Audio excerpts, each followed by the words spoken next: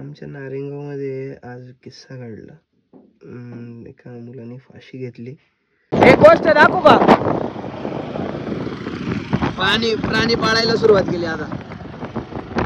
डरो ना जी डरो ना.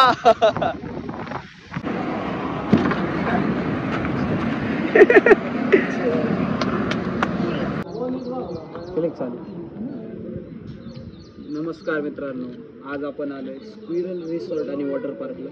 चला माझ्यासोबत दाखवतो तुम्हाला. माझ्याकडून, माझ्या पूर्ण मित्रपरिवाराकडून भावाला ओम शांती ओम शांती ओम शांती. आणि हे RIP बिरायपी टाकायचं बंद करा तुम्ही जरा. रेस्ट इन पीस ज्याला गाडतात त्याला रेस्ट इन पीस टाकतात.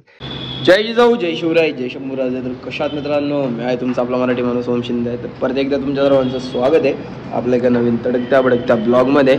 आज आहे ना दुसऱ्या जिममध्ये आलो होतो. ही जिम एवढी भारी आहे ना, म्हणजे एक नंबर. खरंच आवडलं मला, कारण की इथलं जे फील होतं आहे ना वेट, आणि इथं LBSमध्ये नाही शक्यतो, सगळं KGमध्ये आहे. तर मी याला 10 out of 10 रेटिंग देणार आहे. आजच आलो होतो, साईसोबत आलो होतो. बघू काय होतं उद्या. संगीताला फोन करतो सकाळी, बघतो उद्या ट्राय करतो यायचा. तर सकाळी आलं म्हणजे बरं पडतं, दिवसभर तर काही टाईम भेटत नाही. आता निघालो इथून. बॉडी कंडिशन चांगली आहे, बिना काही करता ट्रान्सफॉर्म करायचा प्रयत्न करू, पण आहे ना त्याला थोडा टाईम लागेल. बघू कधी होतं, नाही का ते.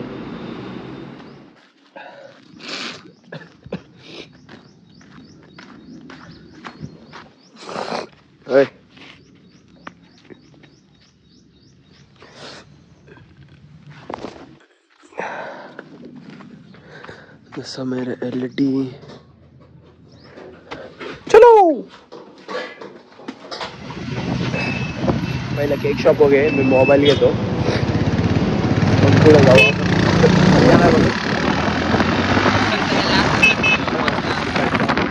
मशीन बदलून टाकलं डायरेक्ट. माझ्याकडूनच तुटलं होते. मशीन बदलून टाकलं आता. जाऊ द्याला, नवीन घेऊ परत अजून दुसरं. जमतंय पिंपळ गाव खंडाळा.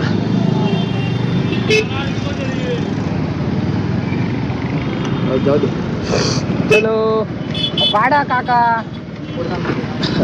पडलं काय नाही, इथं टाकले नाही. बरं झालं, फार रस्ता खराब झाल्या वेळी काम चाललं त्याच्यामुळे.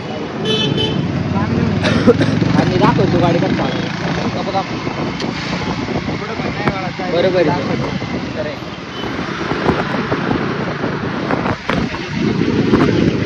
गोष्ट दाखवू का? प्राणी पाळायला सुरुवात केली आता.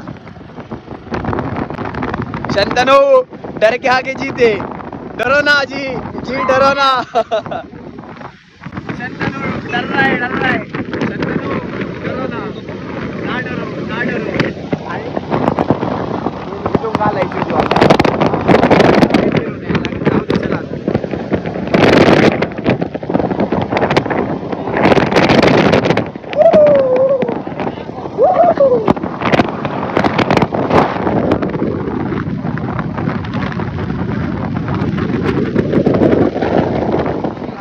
सांगितलं ना, नाही सांगू शकत. 9-10 किती पण वाजते. आता जाणार आपण कधी.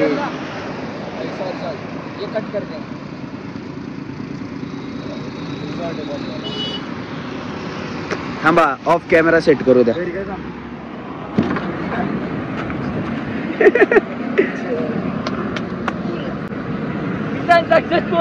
चप्पल दे त्याला घालायला. बस घाल लवकर, चल.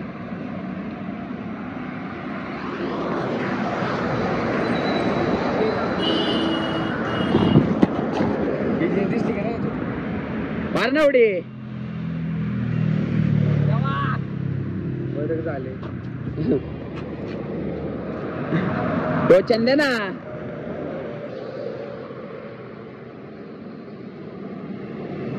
अरे जाईन तिकडं. थांब, नीट दे शांत्या. ते असं माग मोठं आहे का? थांब. बजरंगबली.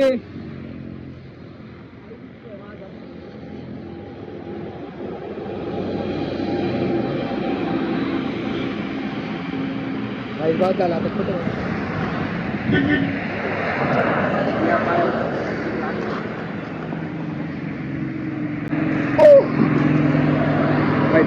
सारखी वरती आली. हे चल फोटो काढ. आता निघालो इथून. आता इथून आलोय मनसरला जायचंय. झाले माझी गाडी घेतो मर्सिडीज आपली.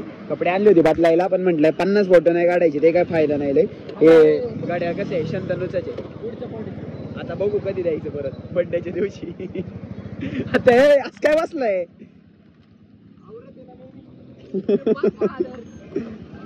चल लवकर चल, उशीर झालाय. माझा मोबाईल कुठे. ऍपल त्याला म्हणा आलं तो एकच येतोय, तो एकच येतोय. खाली पटकन चल म्हणा. चलो चलो.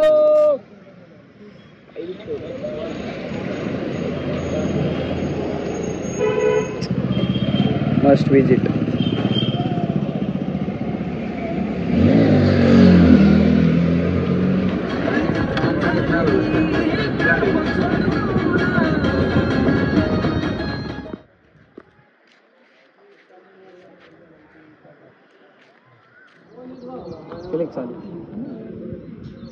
नमस्कार मित्रांनो, आज आपण आलोय स्क्विरल रिसॉर्ट आणि वॉटर पार्कला. चला माझ्यासोबत दाखवतो तुम्हाला.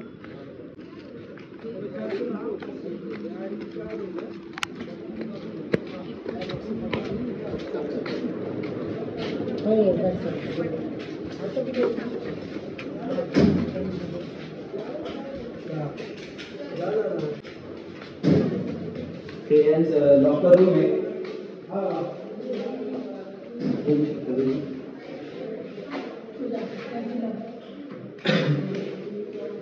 इथे शॉवर साठी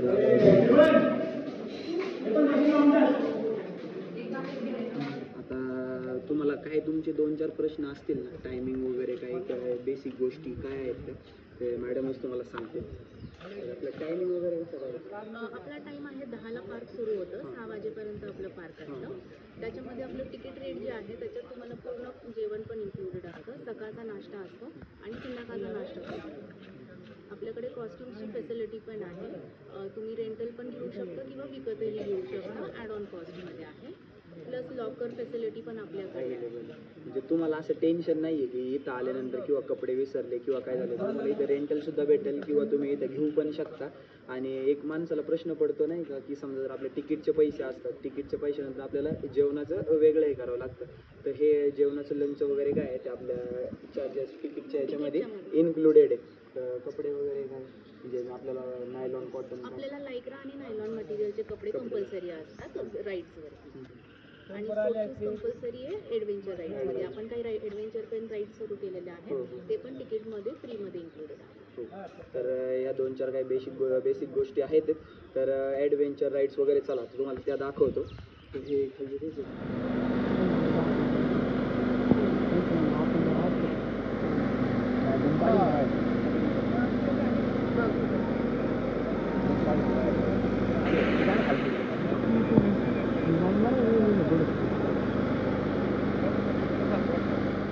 ते बोर्ड खाली घ्यायचा आहे. हा बोर्ड खाली घ्यायचा आहे. बोर्ड आहे 43 फुटावर. क्रेनची हाईट आहे 36 फूट. कसं काय जुळेल.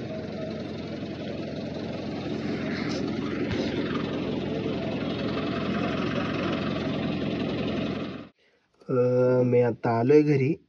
गाडीतच बसलोय मी. लुक जरा थोडं अवॉइड करा. तर मला बघ एवढंच म्हणायचं आहे की पोरं असं का करतात बरं. म्हणजे एखाद्या दुसऱ्या व्यक्तीसाठी आपल्या जीवासोबत का खेळायचं. बरोबर आहे का नाही. आमच्या नारायणगावमध्ये आज किस्सा घडला. एका मुलाने फाशी घेतली. ठीक आहे, ज्याचा त्याचा पर्सनल रिझन असतो, जो त्यालाच माहीत असतो की नक्की मेन रिझन काय आहे, मेन कारण काय आहे. त्याच्यामुळं आपण 4 ठिकाणावर आपल्याला 4 गोष्टी ऐकायला येतात. त्याच्यावरती आपण विश्वास ठेवण्यात काय अर्थ नाही. पण असं माझं एकच म्हणणं आहे की माणूस तुम्ही आयुष्यात हारले तरी चालेल, पण आहे ना असे चुकीचे निर्णय, मरण हे तुम्ही तुमच्या हाताने आणू नका. हे बघा, शेवटी ज्याचं भरतं तेव्हा तो जातोच, पण मरण हे आपण आपल्या हाताने नाही आणलं पाहिजे. जे आपल्या नशिबात असेल तेव्हा ते आपलं होईल. किती खचले, किती खंगले, फाशी बिशी असं काही करू नका. आधीच आम्ही आमचा एक मित्र ऑलरेडी गमावलेला आहे, जो चांगला आमचा जवळचा मित्र होता. लास्ट इयर असाच विषय होता काय बेसिक टॉपिक आहे. आता तुम्हाला बेसिक टॉपिक माहीत असेल. मेन रिझन फाशी घ्यायचं कारण पोरीचाच विषय असतो. एवढे विषय होतात तरी लोकांना कळत नाही. हे या टोकापर्यंत निर्णयापर्यंत माणसाने पोचलंच नाही पाहिजे फाशीच्या. काय एखादी नाही भेटली तर दुसरी. तर मी त्याच्यावरती जास्त काही बोलत नाही.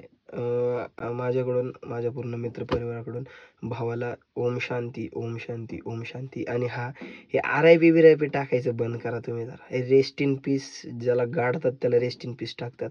आपल्या इथं याचा जो आपला देह असतो त्याचं दहन केलं जातं.